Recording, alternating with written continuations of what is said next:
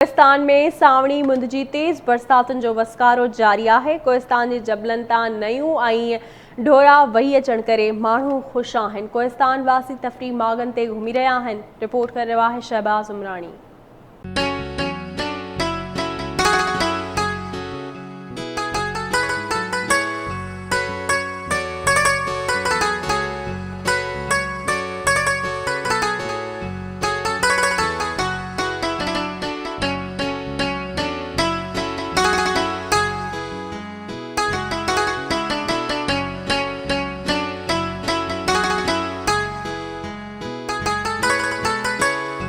मूरे सिंध वांगर कोहिस्तान थाने बुलाखान में सावणी मुंद जो वसकारो जारी है। कोहिस्तान के मुख़्तलिफ़ इलाइक़नि में बरसात का पोइ माण्हुनि जे चेहरनि ते मुरकूं मोटी आयूं आहिनि। मालवंद माण्हू जेके से तमामु घणो ख़ुशि आहिनि। जॾहिं त बरसातुनि खां पोइ कोहिस्तान जे मुख़्तलिफ़ जबलनि तां नयूं ऐं ढोरा वही अचण जो सिलसिलो पिणु जारी है। कोहिस्तान जे केतिरनि ई जबलनि तां नयूं ऐं ढोरा वही अचण करे जिते रस्ता बंदि थियनि था ऐं माण्हू जेके से परेशान थियनि था, त उते वरी ॿिए तरफ़ जेके कोहिस्तान वासी आहिनि जेके से इन मौसम खे इंजॉय कनि था, जेके तफ़री माग आहिनि उते वञी करे बरसात जो मज़ो वठनि था ऐं जेके आबशार आहिनि या नयूं ऐं ढोरा आहिनि उन्हनि खे इंजॉय कनि था। उन मौक़े ते हिकु आबशार ते मौजूदु माण्हुनि आवाज़ टीवी न्यूज़ सां ॻाल्हाईंदे चयो आहे त थर ई कोहिस्तान आहे बारिश सां। जॾहिं हिते बारिश न हूंदी आहे त ॾुकार वारी सूरत हाल हूंदी आहे। तो माशाअल्लाह ईअं अलाह साईं महिरबानी थियो आहे, बारिश पई आहे, असीं ॾाढा ख़ुशि आहियूं ऐं माण्हू हिते मागनि ते पंहिंजे मोटी आया आहिनि। जी काफ़ी टाइम खां पोइ कोहिस्तान में बारिश थी, असां तमामु बहितरीनु इंजॉय करे रहिया आहियूं। असांखे ॾाढो मज़ो अची रहियो आहे।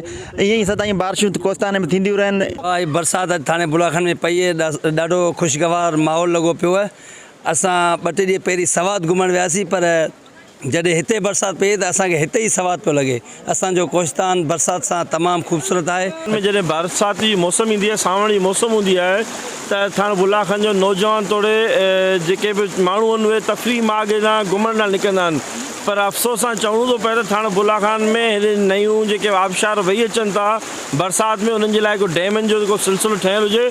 नंढा नंढा मुख़्तलिफ़ जॻहियुनि ते डैम ठहियलु हुजे, जीअं सूरजाणू जबल आहे, सूरजाणे जबल ते हिकु डैम ठहियलु हुजे जंहिंमां मुख़्तलिफ़ शाखूं निकिरनि थियूं ऐं मुख़्तलिफ़ डैम ठहियलु हुजनि त तफ़री माग थी पए ऐं पाणी जी सहूलियत थी पए। कोहिस्तान में बीठा आहियूं हिन वक़्तु, जीअं तमामु सुठो ऐं VIP मौसम लॻो पियो आहे। जीअं त काफ़ी ॾींहं खां वठी बरसातूं लॻियूं पियूं आहिनि ऐं हिते माल बि ॾाढो ख़ुशहाल लॻो पियो आहे। माण्हू सभु ख़ुशहाल लॻा पिया आहिनि। जीअं त हाणे असांखे मौसम घुमण लाइ मिलियो आहे, हर जाइ ते वञूं था, जीअं लक ते वञूं था, एॾा वञूं, ॿिया बि इलाही इलाइक़ा आहिनि जंहिं ते वेंदा आहियूं घुमण। काफ़ी लॻा मानसून जो बरसातूं पवंदियूं आहिनि।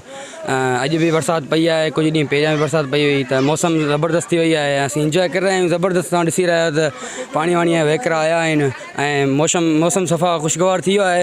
असीं इंजॉय करे रहिया आहियूं ऐं उमेदु आहे त अञा बि बरसाति पवंदी। जेके बि ॾुकार वुकार आहिनि उहे ख़तमु थींदा। हिते जेके तफ़री लाइ आयल नौजवान हुआ उन्हनि जो ॻाल्हियूं ॿुधियूं। उन्हनि जो चवणु आहे त कोहिस्तान में जॾहिं बरसाति पवंदी आहे, कोहिस्तान कश्मीर वांगुरु लॻंदो आहे। कोहिस्तान जेके तमामु ख़ूबसूरत नज़ारा हूंदा आहिनि, जबलनि तां नयूं वेंदियूं आहिनि, उते जेको केतिरा ई तफ़री माग आहिनि जेके कुदरती ठहियल, उते अची माण्हू इंजॉय कंदा आहिनि।